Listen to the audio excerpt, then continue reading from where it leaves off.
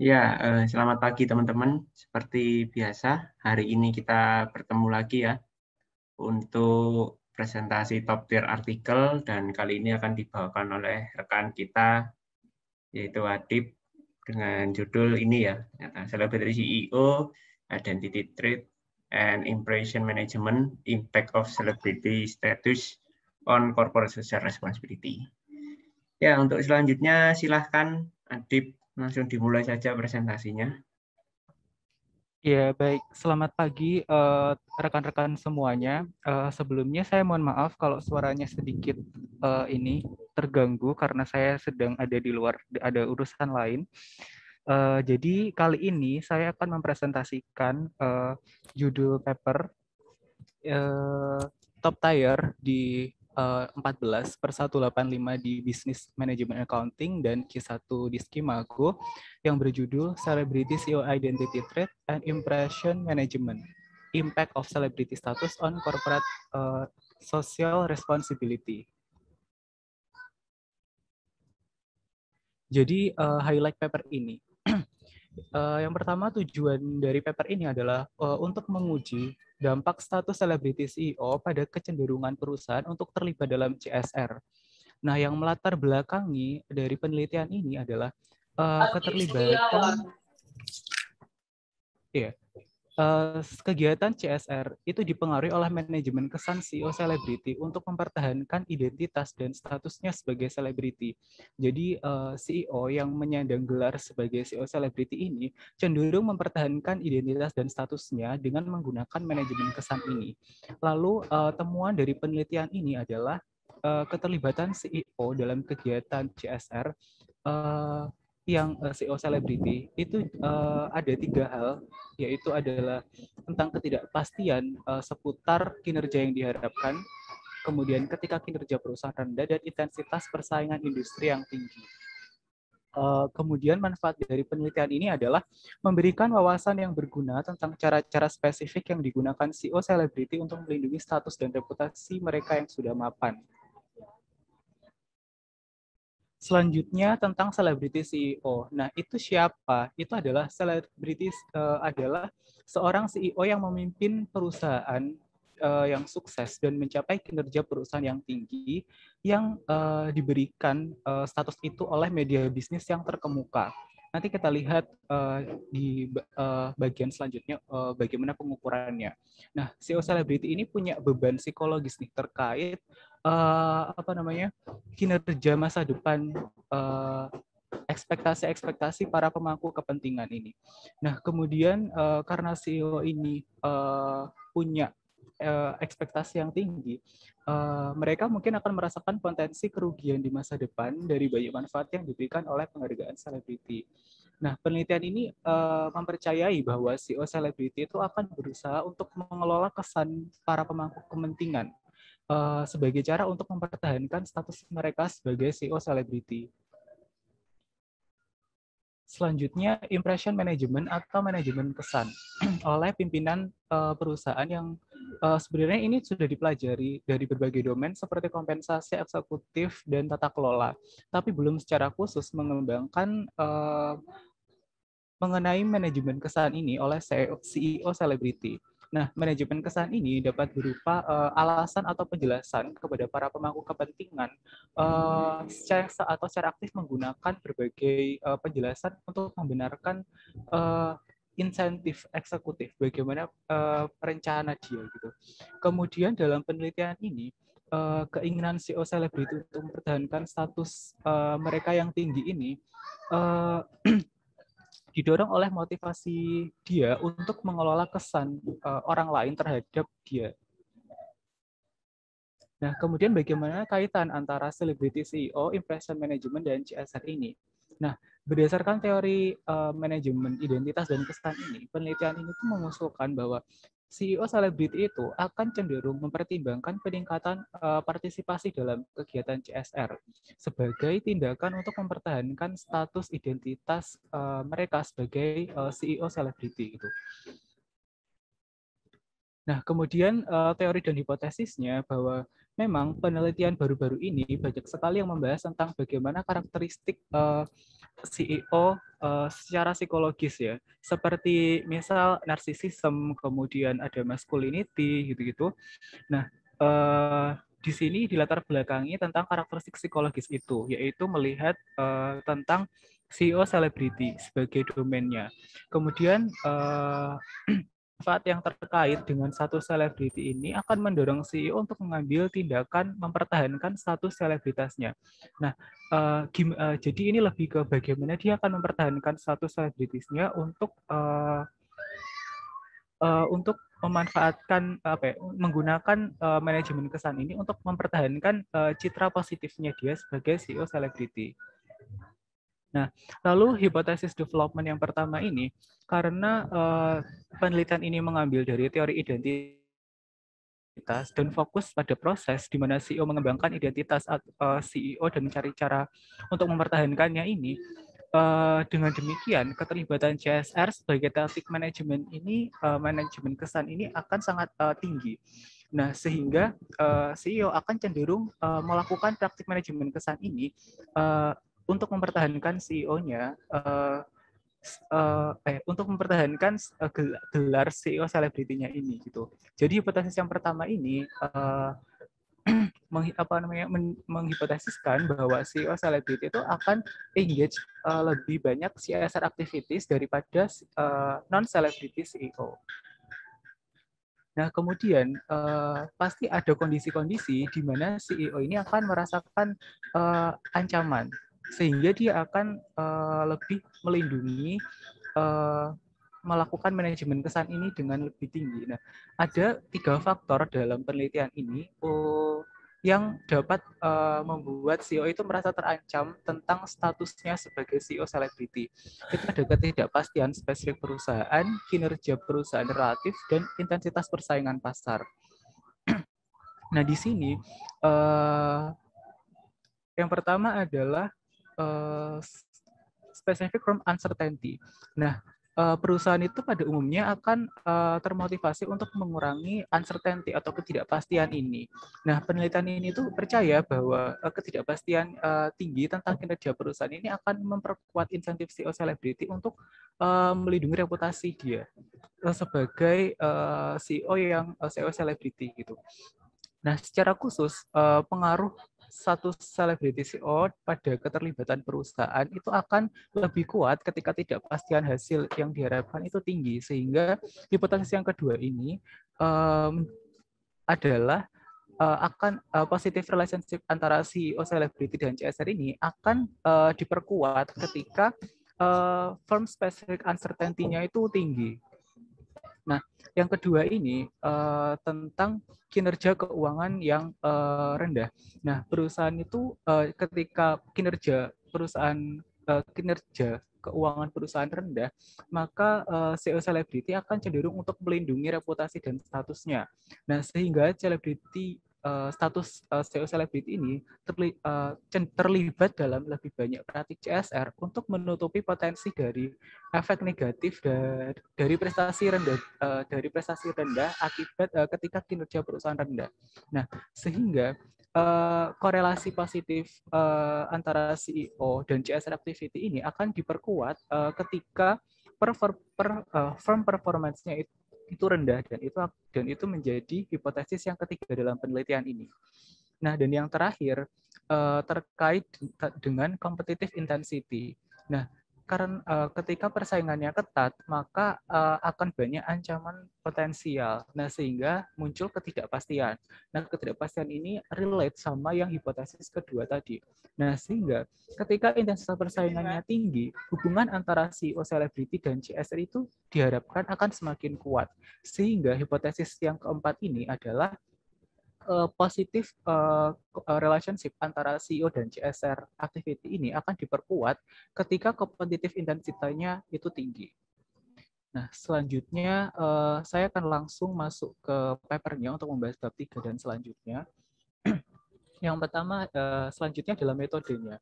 Nah, data dan sampel dari ini adalah menggunakan CEO Award dan KLD Social Rating itu dari tahun 1995 sampai 2009.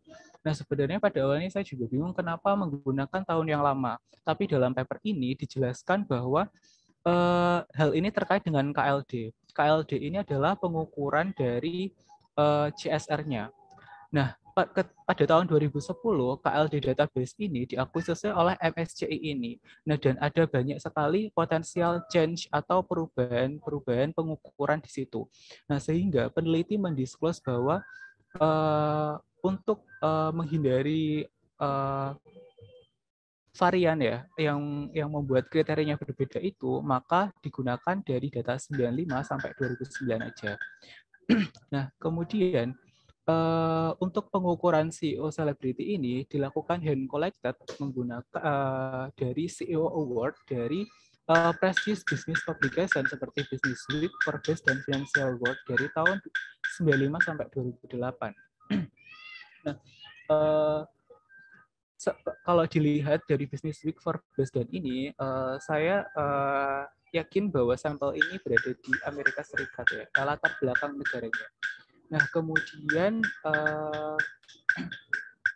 selanjutnya dari seluruh dari pengumpulan sampel ini ditemukan 396 CEO selebriti dan 396 juga CEO yang non selebriti. Kemudian dimatchingkan dengan KLD database, ketemu sampel 548 ini dan yang matching atau yang termasuk CEO selebriti ada 274 ini. Nah, digunakan one like ini adalah digunakan untuk efek celebrity status on subsequent di CSR activity ini. Nah, kemudian dependen yang pertama ada CSR. Nah, kenapa pakai CSR-nya itu KLD? Karena ini ada kelebihannya dia menggunakan indikator strength dan negatif indikator. Kurang lebih seperti itu. Kemudian di CEO Celebrity ini dia menggunakan hand collected dari various dari CEO Award competition dari various prestige business journal ini. Ada Financial World, Business Week, Morningstar, dan Chief Executive. Kemudian final sampelnya ada 274 CEO Celebrity. Nah, sisanya dari 548 274 ini yang non-celebrity. Kemudian firm specific uncertainty ini diukur menggunakan rumus sebagai berikut. Kemudian relative performance itu menggunakan pengurangan antara average MTB dari industri dikurang dengan individual MTB ini. Kemudian competitive intensity-nya menggunakan H-index. Selanjutnya variable control-nya. Nanti dapat dilihat di hasilnya. Nah, kemudian analisis datanya ini menggunakan two-stage Least-Square atau 2SLS. Nah, stage yang pertama itu variabel endogen atau CEO celebrity ini diperkirakan berdasarkan semua variabel kontrol dan moderasi lainnya ditambah variabel instrumental. Kemudian pada second stage-nya ini variabel yang diestimasi ini digunakan untuk menguji hubungan yang dihipotesiskan dalam model ini.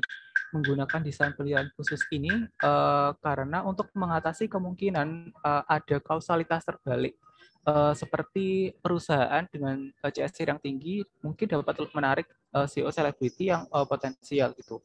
Kemudian instrumennya itu digunakan risky investment. Nah, risky investment ini adalah kecenderungan CEO yang mengambil risiko ya, seperti berinvestasi dalam proyek-proyek yang berisiko di ini risky spending, research and development, capital expenditure, acquisition itu yang kemungkinan besar akan meningkatkan peluangnya untuk memenangkan penghargaan daripada mereka yang nggak mengambil risiko ini gitu. Nah, kemudian main result-nya. Yang pertama ini adalah descriptive statistik dan correlation matrix. Selanjutnya ini adalah the result of regression antara CEO, celebrity CEO dan firm CSR. Nah, ini dapat dilihat, oh ternyata ini bentuknya agak beda ya. Jadi ini ada di bawah. Kemudian di first stage-nya ini, dia menguji antara CSR dengan risky investment tadi. Dan ada korelasi positif. Kemudian di second stage-nya, dia baru menguji di model 2 ini menggunakan CO Celebrity Instrumented-nya. Kemudian yang model 3, 4, 5 ini menggunakan moderasi. Yang pertama, Firm Specific Uncertainty, Relative Performance, dan Competitive Intensity. Dan yang keenam ini diregres bareng-bareng ketiganya. Nah, yang pertama ini CEO selebriti CEO ini ternyata memiliki hubungan positif dengan firm CSR di tingkat 0,89 ini. Nah, kemudian di model 3 juga, kemudian di model 4 negatif ini terkait dengan firm performance yang rendah tadi, sehingga hubungannya berkorelasi negatif. Nah, penjelasannya sebagai berikut ya. Nah, untuk yang hipotesis pertama tadi, selebriti CEO ini ada hubungan positif kan. Nah, CEO selebriti ini akan berpartisipasi lebih dalam CSR daripada CEO yang non selebriti. Nah, hal ini mengklaim bahwa memang selebriti CEO ini berefek pada self interest in particular dan manage impression itu. Jadi dia lebih ke melakukan manajemen kesan karena selebriti CEO itu punya desire atau punya hasrat untuk melindungi sosial identitinya dia. Nah, di hipotesi yang kedua ini juga diterima ya, karena tadi berhubungan positif signifikan. Nah, untuk perusahaan yang uncertainty-nya tinggi, itu efek CEO celebrity itu akan lebih kuat tuh. Karena uncertainty ini seperti ancaman, seolah-olah sebuah ancaman bagi CEO untuk memperkuat atau melindungi manajemen kesan dia itu. Nah, kemudian yang selanjutnya itu ketika firm performance-nya ini relationship between CEO and satu celebrity. Jadi low performance ini akan memperkuat hubungan antara selebriti status dan CSR-nya itu. Kemudian di hipotesis yang keempat ini kurang lebih seperti yang hipotesis kedua, yaitu firm yang facing higher competitive intensity itu akan memberikan positive effect on celebrity status pada CSR ini akan semakin kuat. Nah, kemudian robustness-nya di sini KLD measurement seperti yang dijelaskan di bab 2 itu kan ada dua golongan, strength dan concern. Nah, di sini di robustness-nya dia dibagi jadi dua, yaitu dibedakan antara strength dan concern. Dan hasilnya itu CEO celebrity yang instrumented itu positively related ke CSR strength dan negatif related to CSR concern. Dan keduanya statistically. Nah, hasilnya kurang lebih seperti ini. Ini positif, ini negatif, positif, signifikan. Untuk sorry. Ini untuk CSR strength-nya ada ini sama seperti hasil regresi sebelumnya. Kemudian yang concern ini justru terbalik ya hasilnya dari sebelumnya, karena concern ini konotasinya adalah negatif gitu. Kemudian robustness test-nya tidak sampai situ, dia menggunakan tes moderasi variabel moderasinya tadi menggunakan dual test, dan dia split menjadi dua subgrup, yaitu antara mean dan median. Nah, hasilnya itu memperkuat bahwa CEO celebrity CEO impression motivation via CSR itu akan kuat ketika uncertainty surrounding firm-nya itu tinggi, kemudian firm performance-nya rendah, dan competitive intensity-nya itu tinggi. Dan hasilnya sebagai berikut.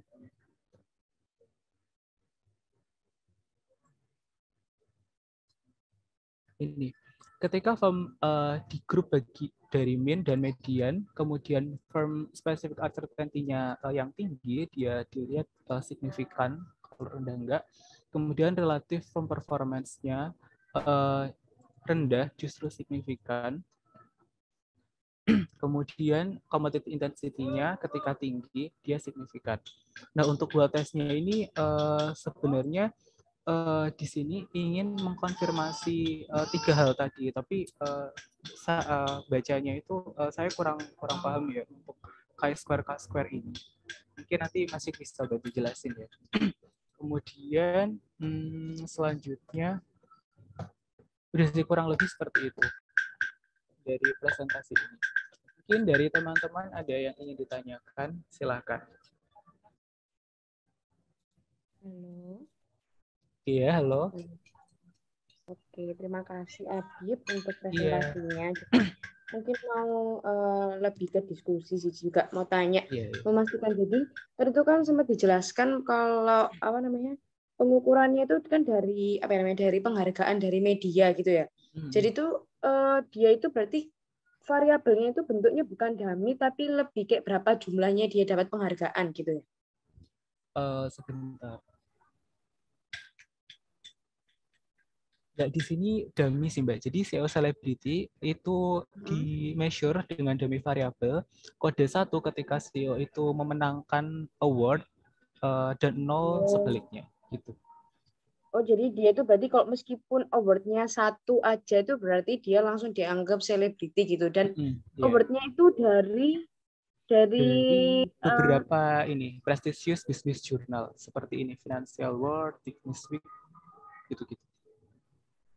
Berarti selebritas itu berarti maksudnya berarti dia itu pengukuran selebritas itu berarti sebenarnya pencapaiannya dia gitu nggak sih sebenarnya? Iya, award gitu. Tapi itu kalau di Indonesia ada nggak ya emang ya? Kayak maksudnya kayak data kayak gitu. Pernah tahu nggak, Dip?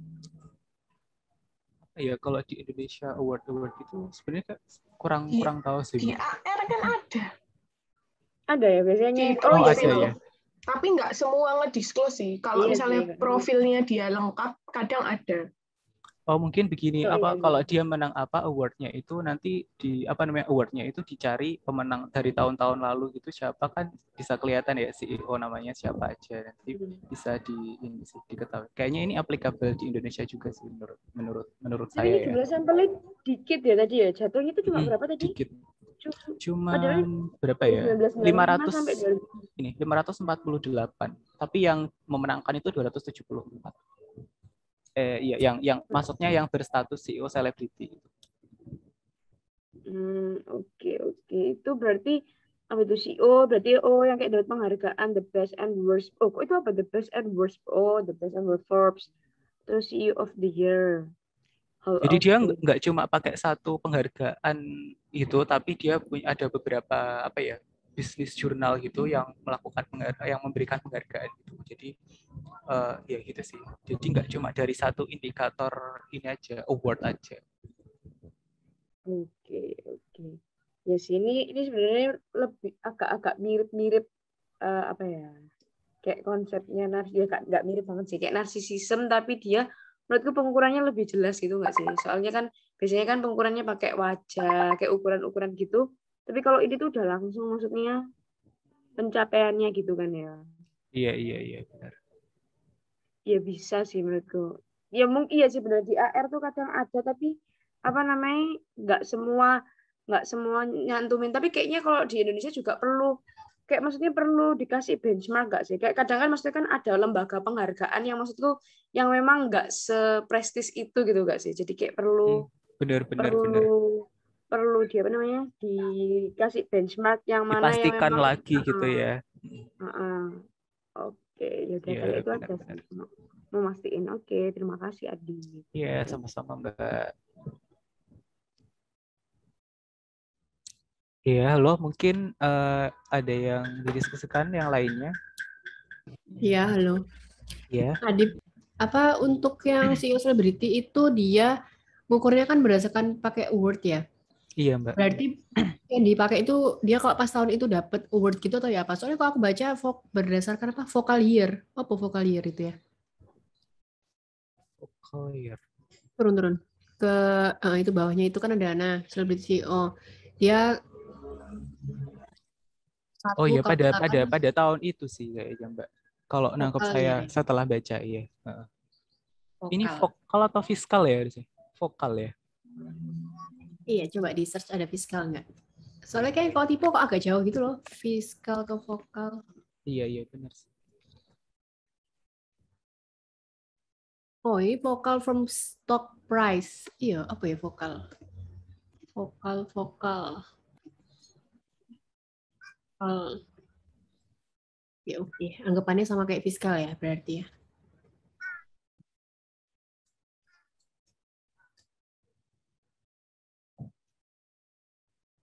Iya Mbak, sepertinya iya.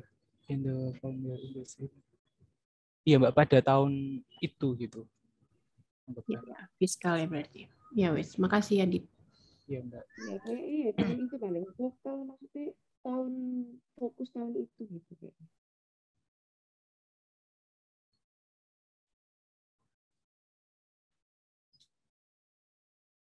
Oh berarti kalau misalnya tahun itu berarti berarti udah nggak dianggap selebriti lagi kalau misalnya dapatnya lama gitu ya kali ya. Jadi kayak harus tahun yang bersangkutan gitu nggak sih? Ya, kayak gitu. Makanya dia sampelnya dikit banget, Nes. Soalnya mungkin juga per tahun kan yang ngasih award juga paling cuma berapa award sih dalam setahun. Oh ya, kecuali kalau misalkan dia dalam semasa hidupnya dia pernah dapat awards, terus dia dikategorikan sebagai satu gitu, mungkin sampelnya akan lebih banyak. Iya. Kan karena ada batasan tahun itu, makanya dia dikit banget. Jadi dia tuh benar-benar kayak nyari yang kategori selebriti yang sedang hangat gitu. Maksudnya bukan karena pencapaian masa lalu, berarti ya saat itu yang dikategorikan selebriti. Oke.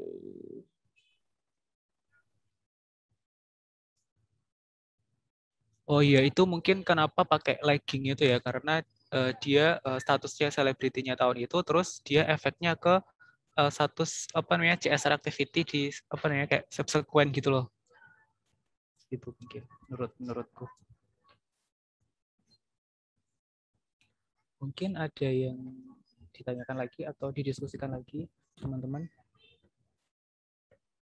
Oke, kalau sudah tidak ada dari teman-teman yang lain ya untuk mendiskusikan ini, oke, general komennya berarti adalah seharusnya paper ini bisa kita teliti juga ya dengan mungkin saya lebih suka istilah CEO Award mungkin ya, bukan Celebrity CEO karena mungkin persepsi selebriti di Indonesia beda ya dengan persepsi selebriti di sana gitu. Selebriti pokoknya di sana terkenal gitu kan ya. Tapi kalau di sini selebriti kan selalu yang berkaitan dengan pekerjaan seni ya. Seperti itu. Mungkin itu, tetapi apakah bisa dilakukan di sini? Bisa. Seperti itu. Dan memang CSR-nya di sini kan menggunakan KLD ya, bukan menggunakan GRI. Di paper ini dijelasin nggak Adib kalau kenapa kok dia pakai KLD bukan pakai GRI? Kalau compare secara khusus sama GRI itu belum ada sih Mas. Cuma dia pakai KLD itu karena ini dia cuma ada positif sama negatif indikator gitu. Kemudian ada banyak pengukuran gitu-gitu. Tapi dia mengukur alternatifnya pakai GRI juga enggak ya? Enggak, diganti. Enggak, Mas. Oke. Oke, kalau gitu. Lalu ya, mungkin kalau beberapa teman-teman meneliti variabelnya yang mungkin sangat sedikit ya, seperti ini yang CEO Award atau CEO Celebrity di sini istilahnya, teman-teman juga bisa melakukan pendekatan yang sama ya. Jadinya di PSM dulu atau di JAM dulu gitu agar sampelnya terbatas, baru dari sana itu analisisnya dari sana ya. Kalau paper top tier dia bahkan kayak seperti ini, bisnya aja seperti robustness-nya kita gitu kan ya, apalagi robustness-nya dia gitu kan ya, ibaratnya kan gitu. Nah itu sih mungkin general comment dari saya ya. Yang lainnya nggak ada lagi? Kalau tidak ada kan saya tutup. Masih mau nge-recall sebentar. Kan kalau kita PSM tuh biasanya kan terjamin. Maksudnya kan semua variabelnya kan masih dipakai tuh. Kalau misalnya kita pakai PSM di penelitian yang dilakukan.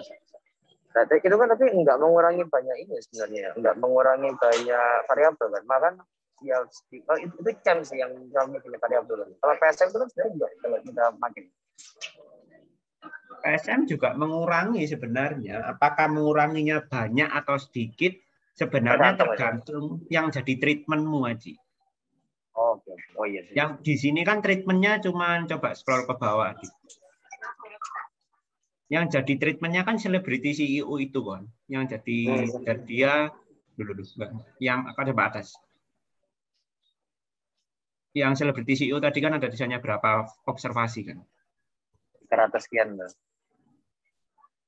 Di atas ya. Nah, itu kan ada 396 tuh selebriti CEO. Jadi dia di match-in tuh dengan 396 lagi seperti itu. Oh iya. Kalau biasanya kita itu kayak misalnya Big Four gitu ya. Berarti itu kalau Big Four tuh ya sama non Big Four dibagi setengah. Enggak sih. Kalau PSM biasanya pakai min ya. Kok lalu ya. PSM itu mengukurnya pakai langsung dari aplikasinya, dia jadinya mengukur observasi lain yang non celebrity CEO tetapi yang firm size, CEO age dan tadi ya yang disebutkan ya, itu yang paling mendekati. Seperti itu. Jadi nggak pakai rata-rata atau apa. Jadi setiap satu, ini kan perbandingannya 1:1 ya dia. Dia mencari satu selebriti CEO yang observasinya selebriti CEO, dia cari satu observasi lainnya yang non selebriti CEO yang paling mirip berdasarkan yang tadi. Ya, makasih Mas Ek. Sama-sama. Ya, tadi Agnes ada tambahan, silakan. Oh ya, cuma mau tanya juga sih.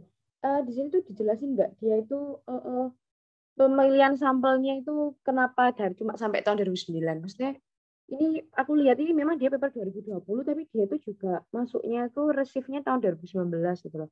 Jadi kayak udah sampelnya dikit terus apakah ada justifikasi kenapa cuma sampai 2009 gitu. Dan ini top tier juga. Iya Mbak, di sini Mbak ada perbedaan pengukuran. Jadi mulai tahun 2010 itu database KLD itu kan diakuisisi oleh MSCI gitu kan. Nah, ada pengukuran ini sih untuk menghindari itu avoid variance caused inconsistent data kriteria. Jadi karena ada perbedaan pengukuran gitulah katakanlah mulai dari tahun 2010, makanya dia pakai sampai tahun 2009 gitu. Dia disclose di sini gitu. Berarti cuma karena alasan itu padahal KLD ini yang buat ngukur CSR-nya kan ya? Iya benar, untuk mengukur CSR-nya.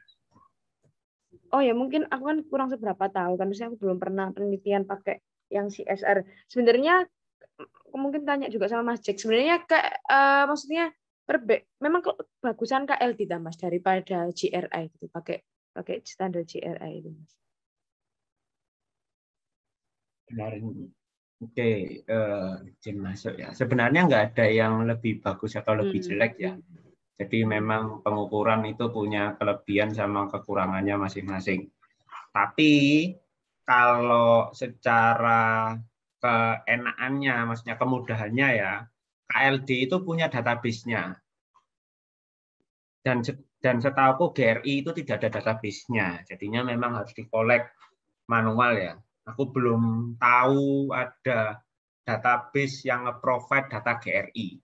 Kayak Osiris, Orbis, kayak gitu-gitu, maksudnya nggak ada. Kalau audit kan ada audit analytics, CEO ini ada Execucom, Exucom, itu juga database tapi khusus untuk manajemen gitu. Nah, kalau GRI itu memang nggak ada. Kalau KLD itu ada memang. Gitu. Makanya kalau KLD apakah lebih mudah? Ya, lebih mudah. Tapi kalau pertanyaannya mana yang lebih bagus, lebih mudah kalau punya akses database-nya ya. Kalau nggak punya ya sama aja sebenarnya. Kalau mana yang lebih bagus sebenarnya ya nggak ada studi yang benar-benar membandingkan mana yang lebih bagus, mana yang lebih jelek, sepemahamanku ya. Oke, berarti ini maksudnya ini kayak ngasih insight ke kita nggak sih? Jadi maksudnya top tier pun dia maksudnya masih nerima data yang rentangnya lama banget lah. Maksudnya 2009 lah ya sudah 1 dekade yang lalu kan.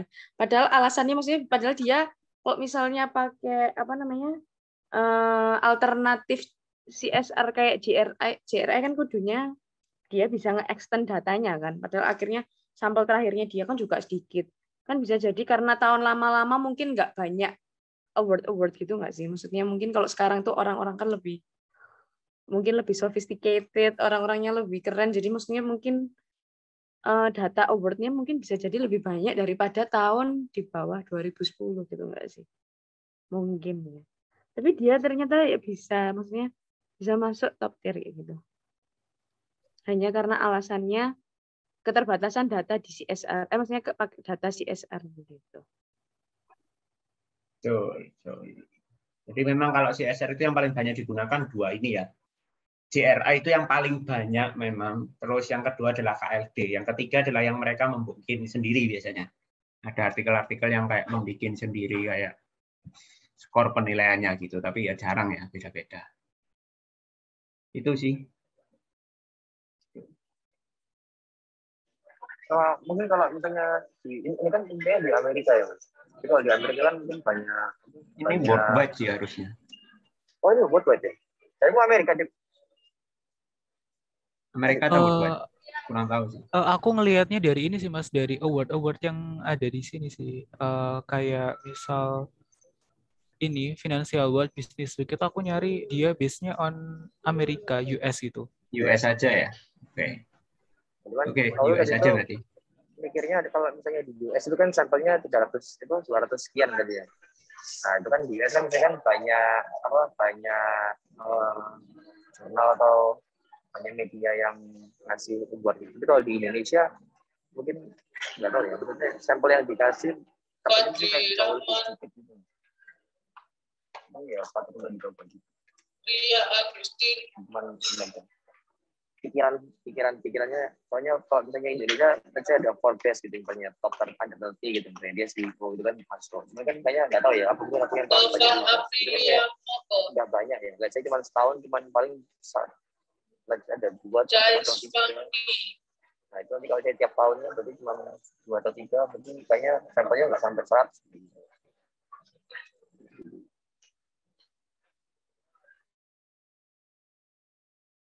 Ya, mungkin itu jadinya kita perlu range waktu yang lebih lama ya, daripada 10 tahun ya mungkin ya. Karena kan di US 1 tahun, di sini kan di Indonesia 700-an ya mungkin ya.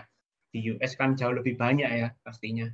1 tahun berapa. Itu aja dia 13 tahun, jadinya cuman nemu 396 selebriti CEO kan.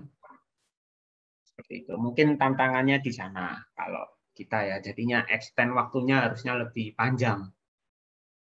Itu. Benar.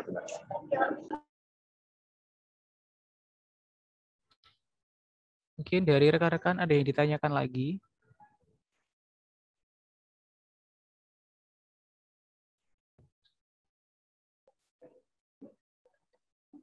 Oke, jika tidak ada karena memang ini sudah hampir 1 jam ya sudahan.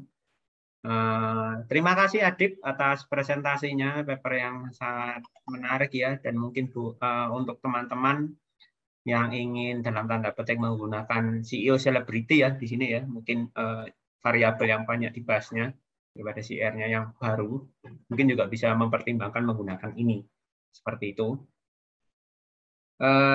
Sekian dari saya dan untuk kali ini.